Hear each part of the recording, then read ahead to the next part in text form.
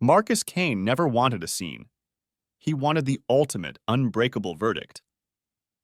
In all his years as a Nashville detective, and later as a sharp criminal defense attorney, he had learned that raw emotion rarely delivered justice. Justice demanded patience, evidence, and an iron resolve. So when he first sensed the subtle tremors of deceit in his marriage, Marcus did not explode in anger or confront his wife Lydia with accusations. Instead, he quietly opened an investigation of his own, as methodical and secretive as any case he'd worked.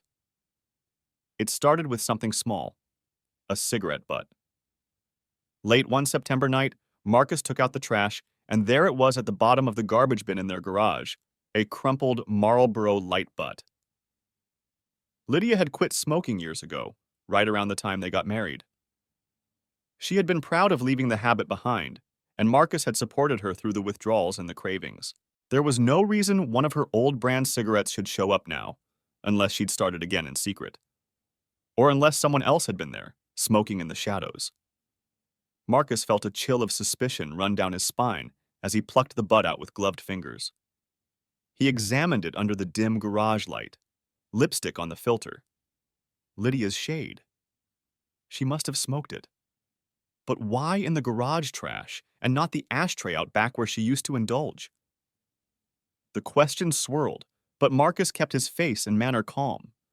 He disposed of the butt and said nothing to Lydia. In the following days, he watched her more closely. She had recently started spending late nights in the den with her laptop, headphones on, claiming she was mixing playlists for a podcast project.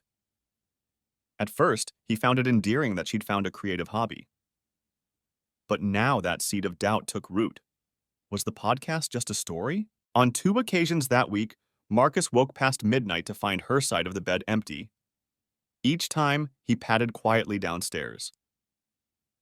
Through the cracked door of the den, he saw her quickly alt-tab on her laptop screen, as if hiding whatever she'd been doing. Her excuse was always the same.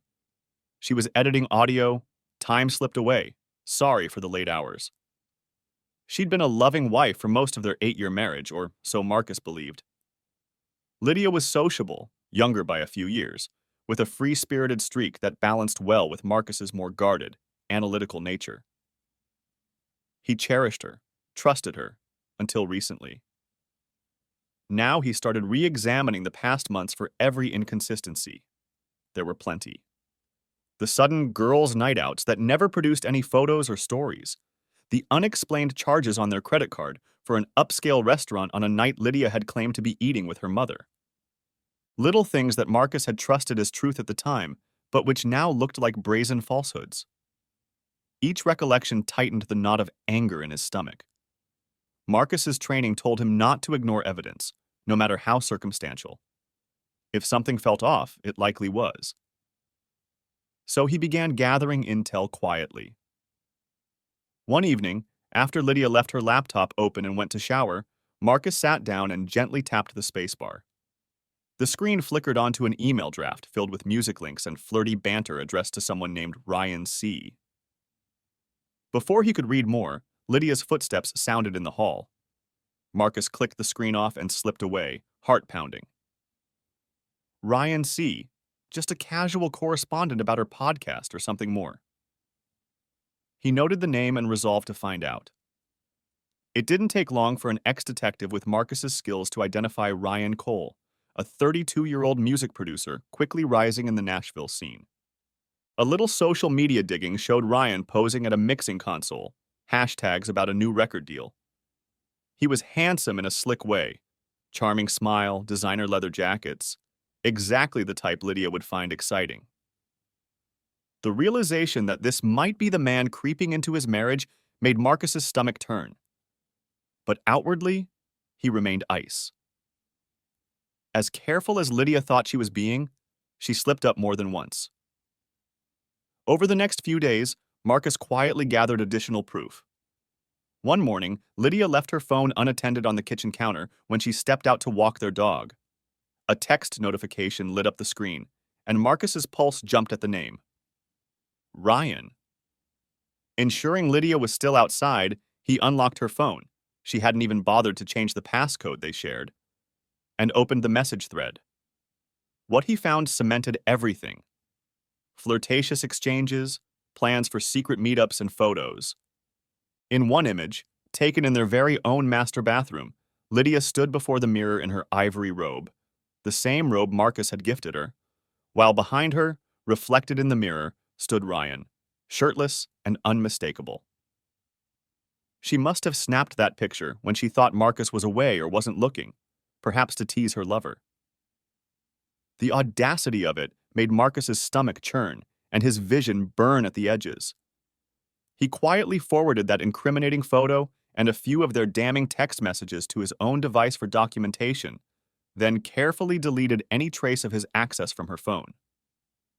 By the time Lydia returned with the dog, he was at the table sipping his coffee, every bit the picture of a relaxed husband starting his day. Inside, however, he was a storm of hurt and resolve. Now he had all he needed to confirm her infidelity. Still, he craved one more confirmation on his own terms. He wanted to witness their betrayal with his own eyes to banish even the faintest doubt. Late the next Tuesday, Lydia mentioned she'd be up late again working on her podcast. Marcus kissed her cheek and said he'd turn in early. Instead, he quietly slipped out of the house and drove 2 blocks away, parking in the shadows where he had a view of their back alley. A contact in the Metro Nashville Police Department's traffic division had quietly forwarded him a still frame from a traffic camera nearby, one that surveilled the alleyway behind their property. The image showed Ryan's black Mercedes coupe turning in behind Marcus and Lydia's home at 11:02 p.m. on a recent Tuesday night, and leaving at 1:15 a.m. that same night. The pattern repeated every Tuesday and Thursday for the past month, according to the dates on the images. Each time, right around when Marcus was either working late at his law office or fast asleep, Ryan Cole was visiting his wife. Sitting in his car on that cool October night, the air smelling of dry leaves and distant chimney smoke, Marcus's jaw clenched as the truth played out in front of him. At 10:58 p.m., right on schedule, the sleek black Mercedes rolled slowly down the alley with its lights off. It stopped behind his fence where a gate led to the backyard. A moment later, Lydia emerged from the back door of their house, wrapped in her light cardigan, and hurried to let Ryan in through the gate. Marcus could only see shadows and movement as the two disappeared into the house that had once been only his and Lydia's private world. He gripped the steering wheel so hard his knuckles ached. The sting of betrayal was like a knife under his ribs, but he refused to break. Not here, not now. Keep collecting evidence, he told himself. Stay cold. It was a mantra he repeated from his detective days whenever a case got personal or heated. Around 1:10 a.m., the front door of the house cracked open briefly. Lydia checking the street, perhaps. A few minutes later, the back gate opened again. Marcus slunk lower in his seat as Ryan slipped out, adjusting his jacket, and murmured something to Lydia. She stood at the gate in her nightrobe, the same ivory silk robe Marcus had gifted her last Christmas. She leaned forward and kissed Ryan softly. In the dim glow of the alley's security light, Marcus caught a glimpse of Ryan's hand caressing Lydia's cheek before he turned and made his way to the Mercedes. Lydia watched him with a smile that used to be reserved for her husband. As the car glided off into the night, Lydia quietly closed the gate and returned inside. Marcus exhaled slowly, releasing a breath he hadn't realized he was holding. His hands trembled now, not from sadness, but from a growing, icy fury. That was his wife, his life, being invaded and defiled on a bi-weekly schedule right under his nose. How long? The evidence suggested at least 2 months. Lydia's secret cigarette habit, likely due to guilt or stress, had been the first clue only a few weeks ago. He could have confronted her that very moment, stormed back into the house and demanded answers, maybe even hunted down Ryan that night to thrash him within an inch of his life. A younger Marcus, early in his career, might have done just that in a blaze of anger. He'd seen far too many domestic disputes turn tragic in an instant of blind rage during his years on the force. But detective-turned-attorney Marcus Kane was older, wiser, and far more controlled. He believed in consequences that stick. The last thing he wanted was a shouting match or a dramatic scene that would end in messy, he said she said recriminations. He wanted a verdict, an ultimate, unbreakable verdict from which there was no escape. Instead of confronting them, Marcus remained in his car until he saw the last of the lights in the house switch off. Only then, well past 1:30 a.m., did he slip back into his own home, silent as a ghost. Lydia was already in bed, the faint sound of her gentle breathing breaking the silence. Marcus stood in the doorway, watching her for a long, conflicted moment.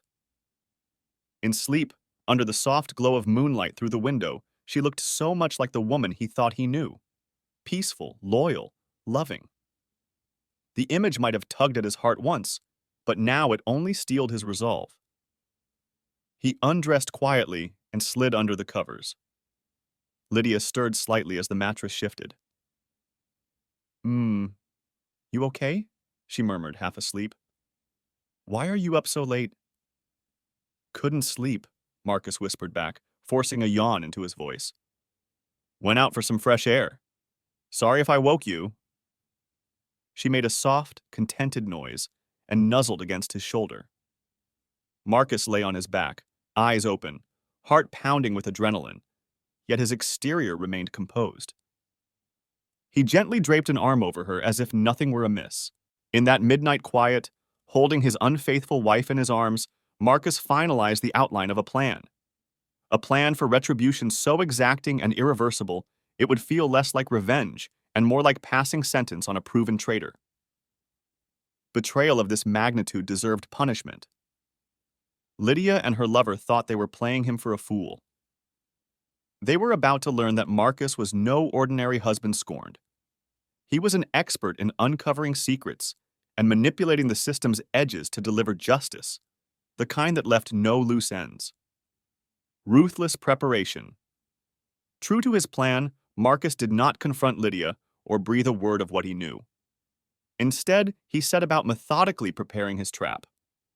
Outwardly, life went on almost as usual. Marcus still shared meals with Lydia, exchanged routine small talk, even mustered a semblance of a smile when she spoke about trivial things, all while concealing the cold storm brewing behind his eyes. Lydia, absorbed in her secret affair and guilt, seemed oblivious to the subtle change in her husband's warmth.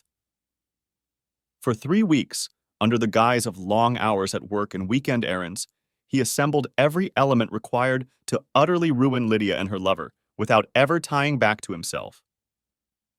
The first tool he needed was access. A week after confirming the affair, Marcus searched for any sign of Ryan's apartment key. He found it tucked in the zippered pocket of Lydia's everyday purse, an unassuming brass key on a plain ring. It bore a tiny engraved code and the logo of Glenwood Lofts, the upscale apartment complex where Ryan lived. Marcus's heart clenched at the confirmation that Lydia had a key to Ryan's home, likely given in trust or as part of her plan to eventually move in with him. Returning home late that evening, Marcus bided his time until Lydia was occupied in the shower. With the water running down the hall, he quietly unzipped her purse and swapped the original key back onto her keyring, retrieving the dummy. He had barely finished zipping the purse when he heard the squeak of the shower knob turning off upstairs, just in time. She never noticed a thing. That afternoon, he drove across town to a community center that was hosting a free key-cutting kiosk event.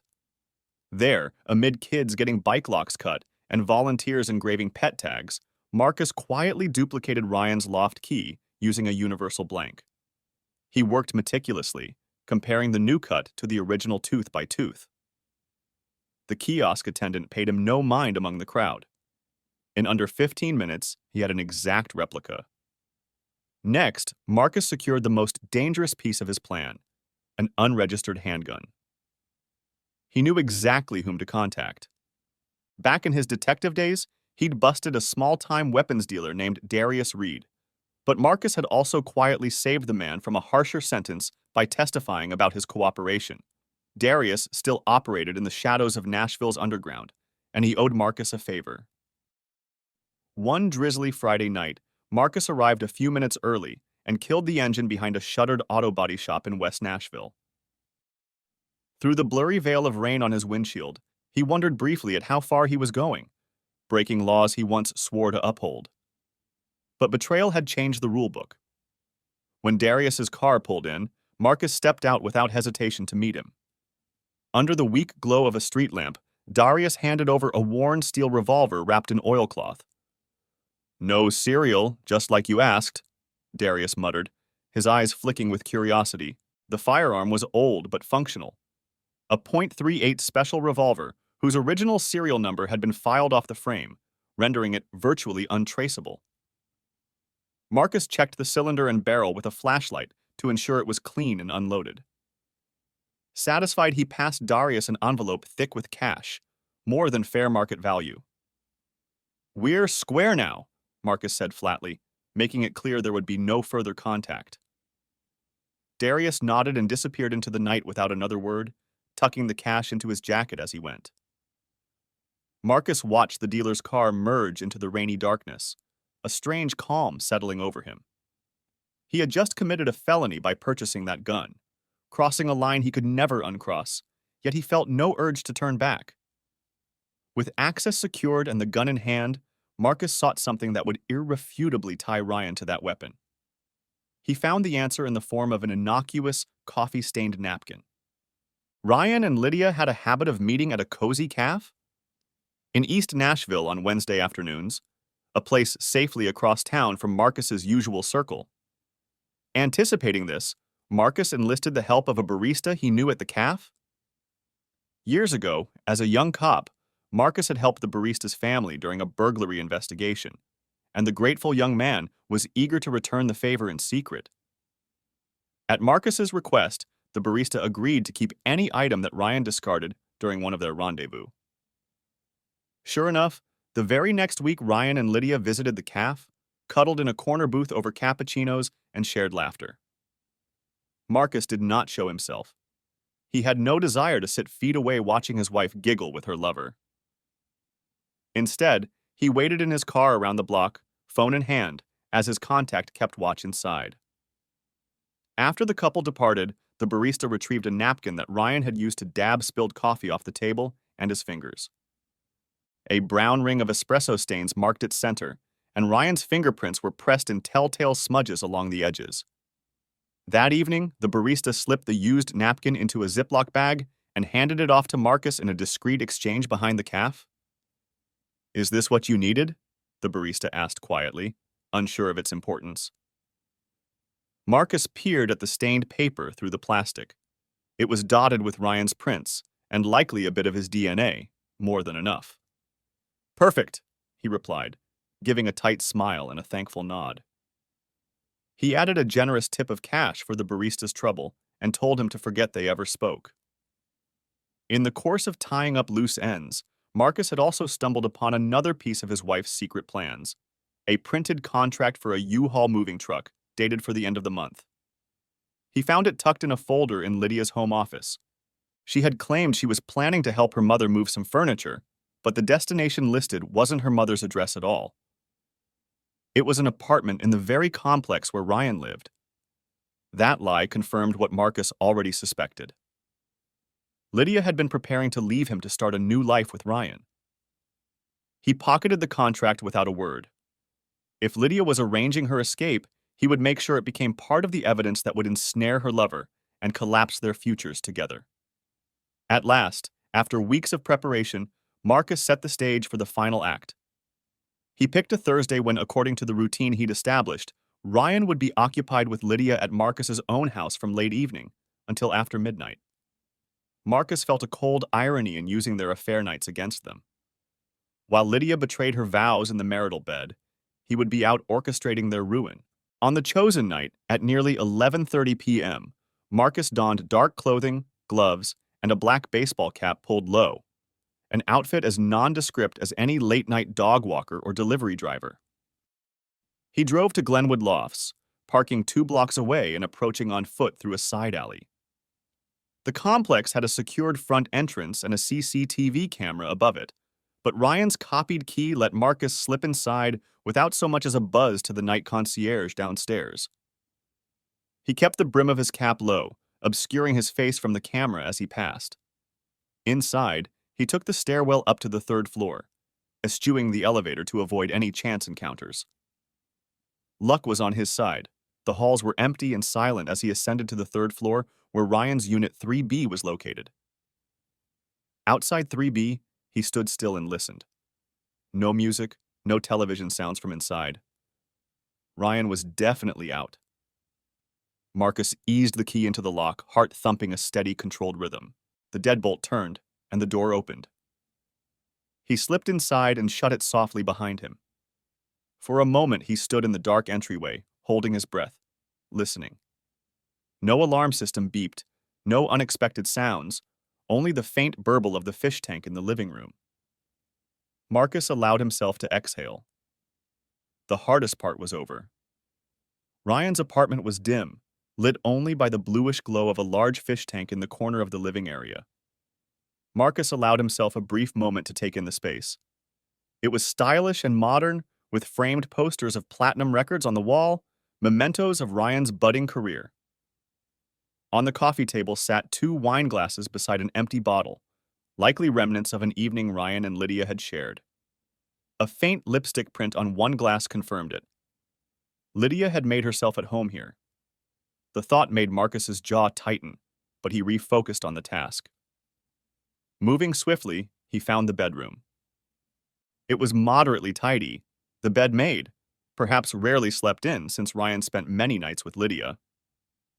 Marcus opened the closet and then the dresser, searching for an ideal spot.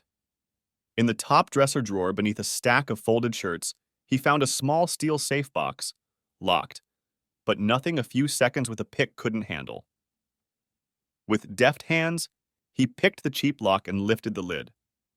Inside were some documents, bank statements, a passport, and space enough for what he had brought. From his satchel, Marcus pulled out the revolver, the napkin, and a crisp, folded document that bore Lydia's name. It was a moving truck rental contract from U-Haul, scheduled for the end of the month, something Lydia had ordered to move her belongings, ostensibly back to her mom's place, but in reality to start a new life with Ryan. Marcus had found the printed contract in Lydia's files and quietly purloined it days ago. Now, it would serve as an incriminating piece of context. He placed the U-Haul contract and the gun together inside the safe box. Before closing it, he carefully unfolded the stained napkin. With a steady hand, Marcus pressed the napkin against the revolver's grip, dabbing it to ensure that Ryan's fingerprints and sweat residue on the napkin would transfer onto the metal. Then he wiped down the outside of the gun, the box, and every surface he had touched in the apartment with a microfiber cloth, eliminating his own prints.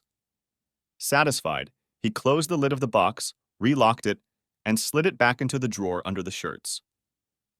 As a final touch, he took a quick survey of the room. Draped over the back of a chair was a familiar ivory silk robe, Lydia's. She must have left it here during one of her stays. Marcus left it in place. Its mere presence in Ryan's apartment was another silent witness to their affair. His work done, Marcus slipped back out of the apartment, locking the door behind him. He retraced his steps out of the building without encountering a soul. Only once he was in his car, gloves off and the cool autumn air in his lungs, did he allow himself a terse sigh of relief.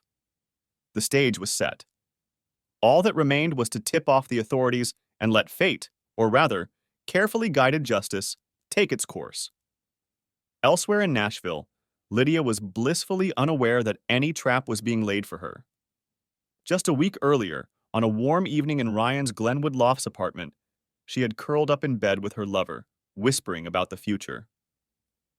"I hate sneaking around," Lydia murmured, tracing circles on Ryan's bare chest as they lay tangled in sheets. The soft glow of the bedside lamp cast them in a honeyed light.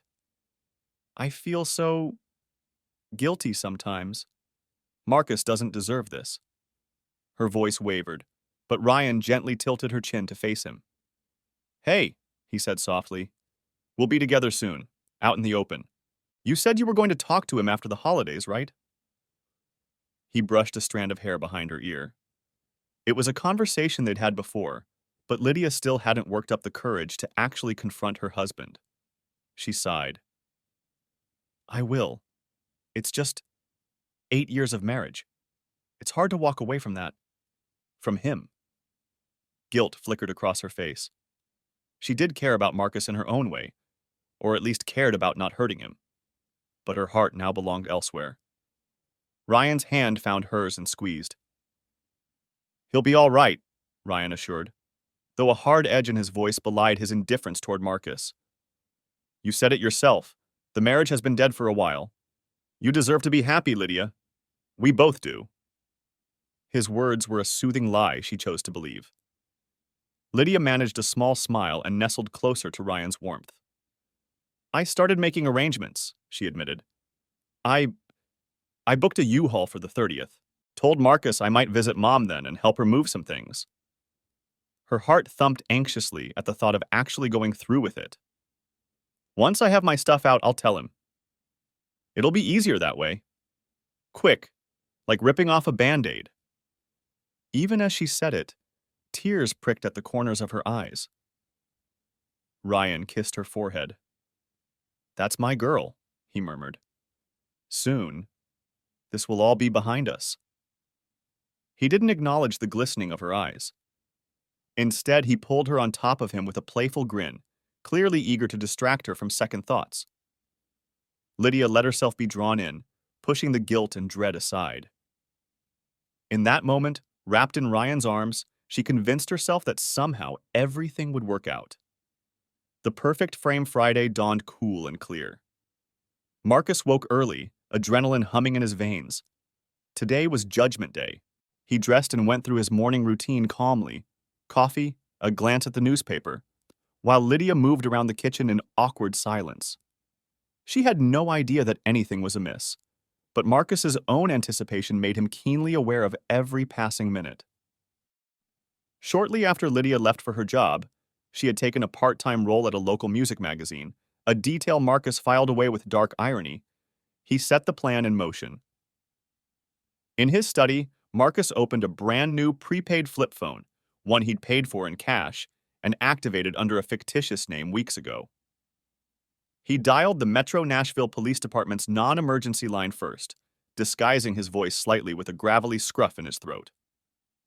Calmly, he reported that he was a concerned citizen who had come across disturbing information online about a local figure. I have reason to believe a man named Ryan Cole is in possession of an unregistered firearm, Marcus said quietly into the phone, feeding the officer on the other end the story he'd carefully concocted. He explained that he had found photos on an internet forum that appeared to show an illegal revolver in Cole's apartment.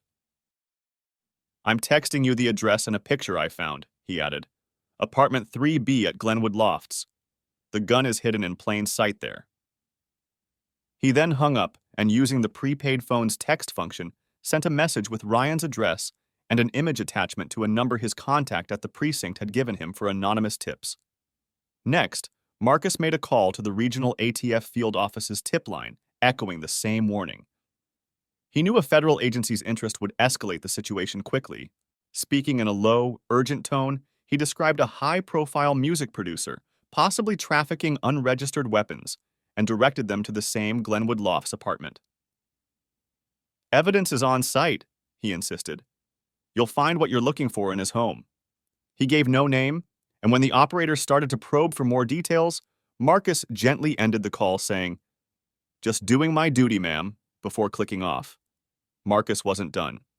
Using a laptop hooked up through a VPN and a public Wi-Fi network, an extra layer to mask his digital trail, he drafted an email to a general inquiry address at the Metro Police Department. In it, he wrote that he had stumbled upon a security camera still on a niche social media group that purportedly showed Ryan Cole discarding something suspicious at a calf. Attached was an image, taken from the frothy monkey calf. CCTV of Ryan tossing the stained napkin into a trash bin outside the shop, timestamp and location clearly visible in the corner. The email's wording was polite and anonymous, signed only as a concerned citizen.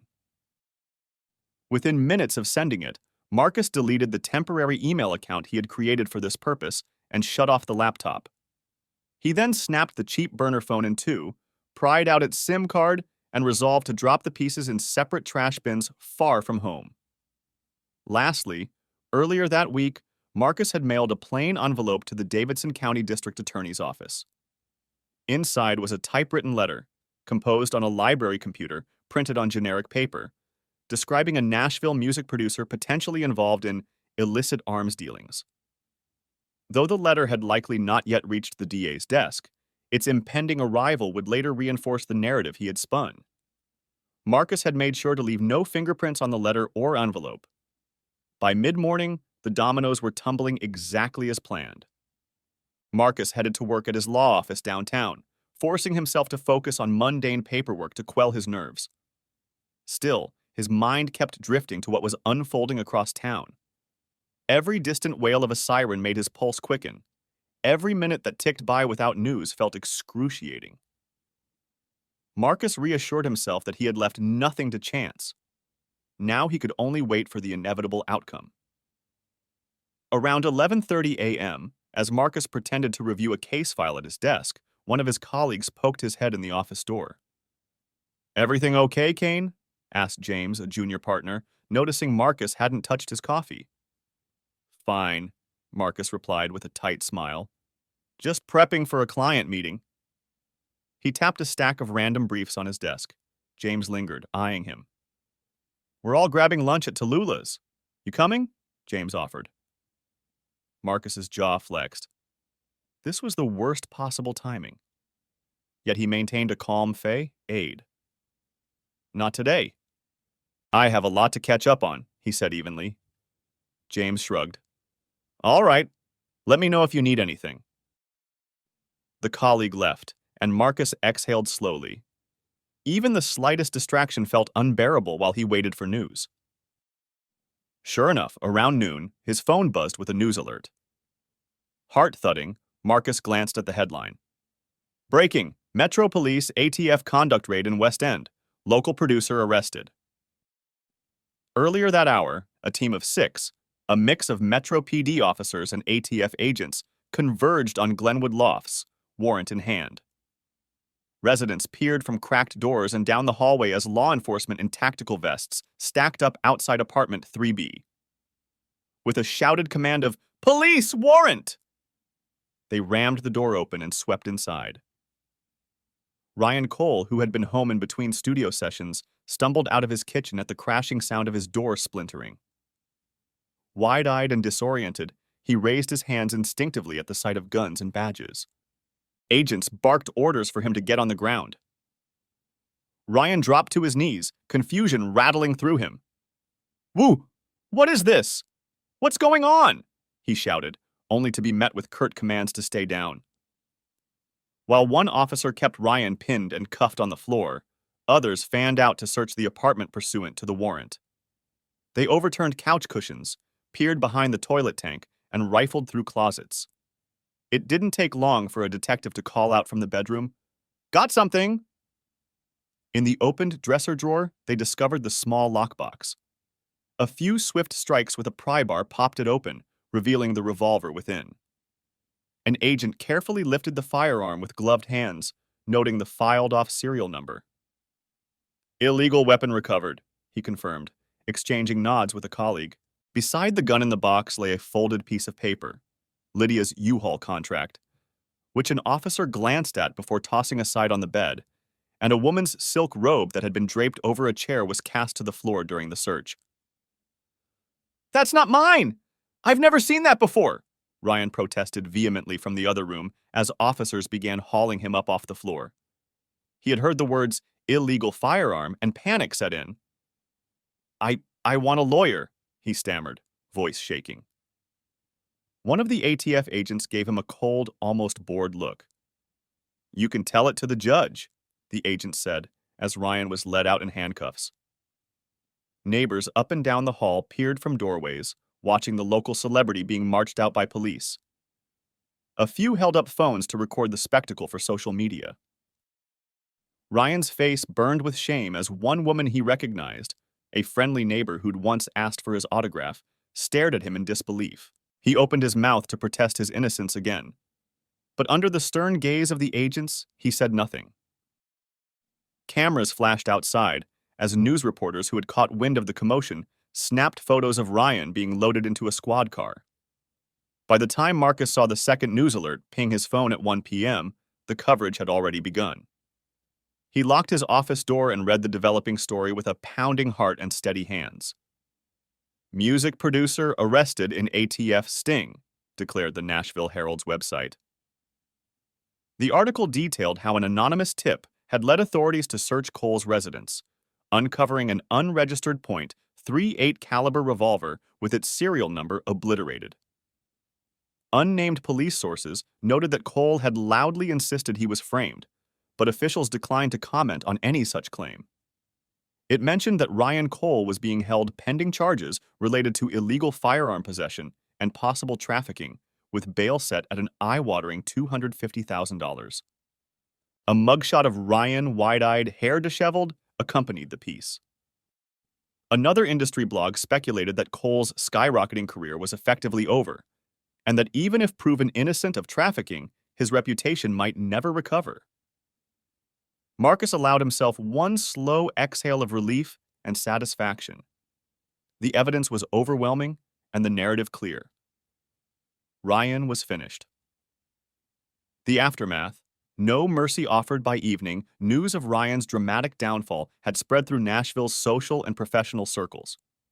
Entertainment blogs, local radio, even the evening TV news all picked up the sensational story of a music producer caught in an ATF sting. Whispers followed.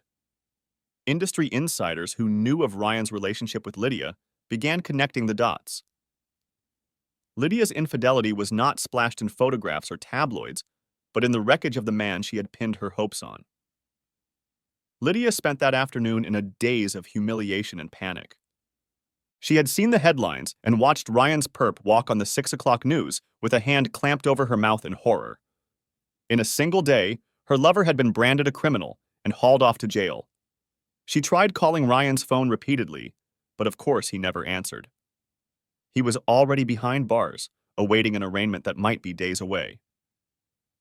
Frantic, Lydia also received pitying texts from a few friends. "Isn't that the guy you were hanging out with? Are you okay?" She didn't know how to respond. Shame and fear coiled around her, suffocating. When Marcus arrived home that evening, he found Lydia huddled on the living room sofa, eyes red and cheeks blotchy from tears. She jumped up as he entered, trying and failing to compose herself. "Marcus!" she began, voice quavering. She looked as if she might confess everything right then and there, or plead for help. It was hard to tell. But Marcus's expression stopped her cold. He was utterly calm, his eyes as cool and distant as a judge's. Without a word, he set a thin stack of papers on the coffee table between them.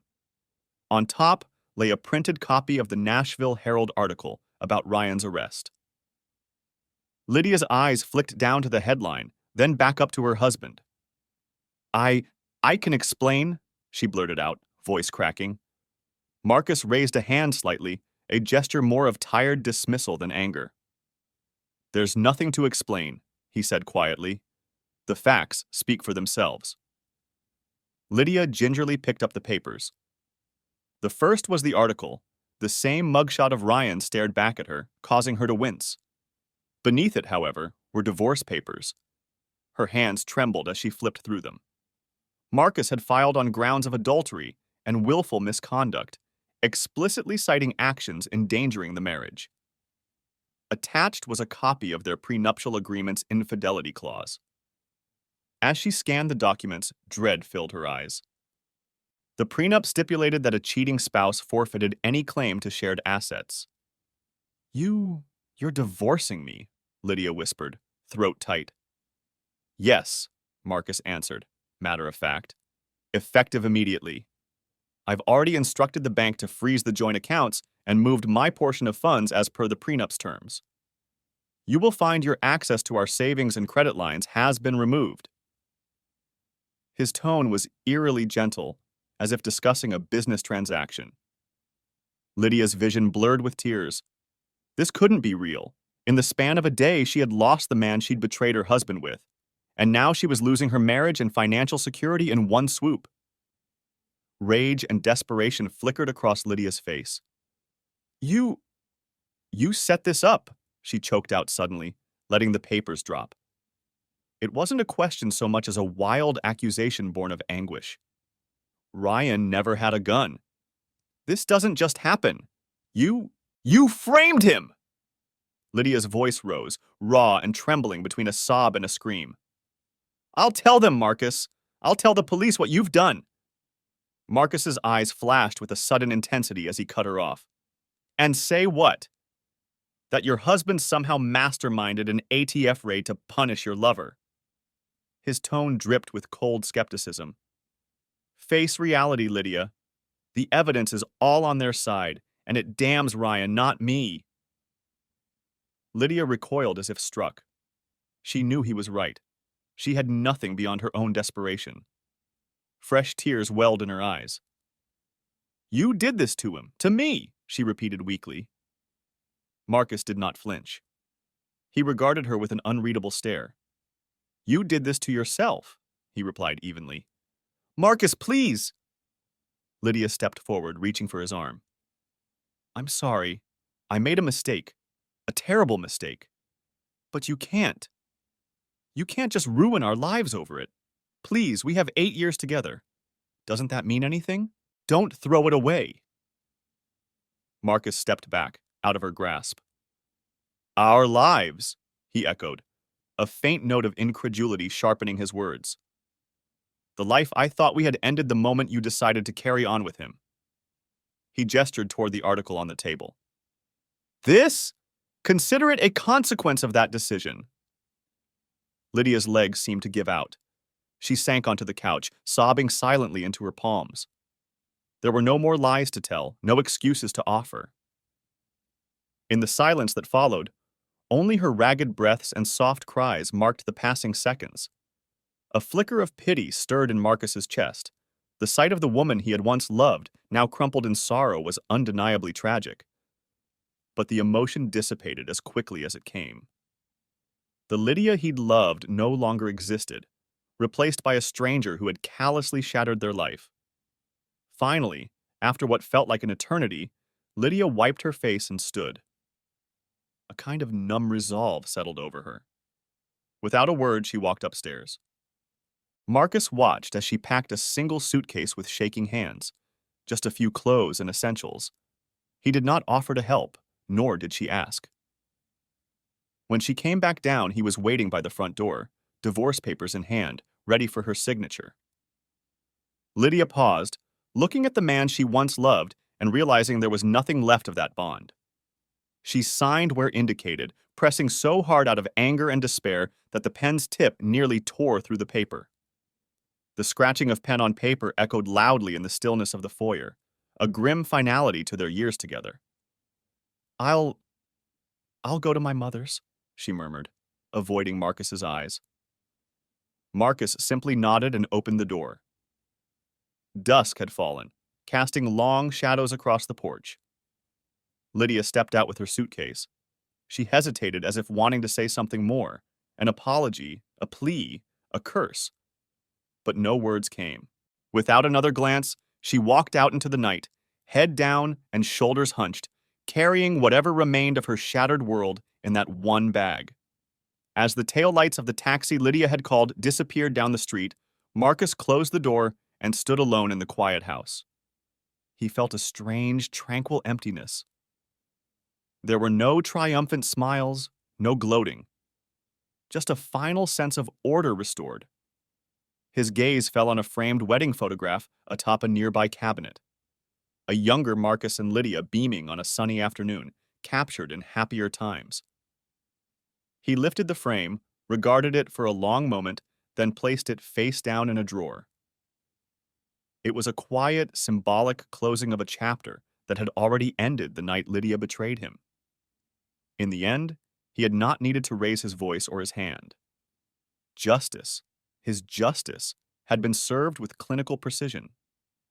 Some betrayals, Marcus thought, require a verdict so final that there is no appeal, and Lydia's betrayal had just been answered with a final verdict from which there was no appeal.